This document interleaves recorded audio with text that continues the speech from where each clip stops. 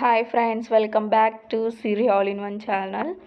నేను న్యూ ఇయర్కి మా మమ్మీ వాళ్ళ ఇంటికి వెళ్ళాను కదా.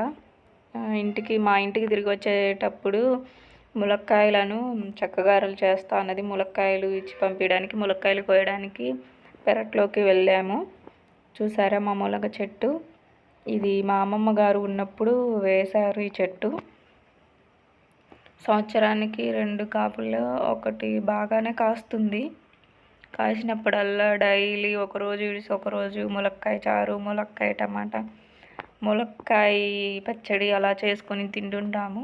బోర్ కొట్టేసిద్ది. లేనప్పుడు మాత్రం 20 రూపీస్కి 2, 3 అలా వస్తాయి కొట్లో కొనుక్కుంటాయి. ఇలా అప్పుడేమో తినబుద్ధి కాదు. ఇలా చాలా చూసేసరికి లేనప్పుడేమో కొట్లో కొనుక్కుంటే 20 రూపీస్కి 3 వస్తాయి.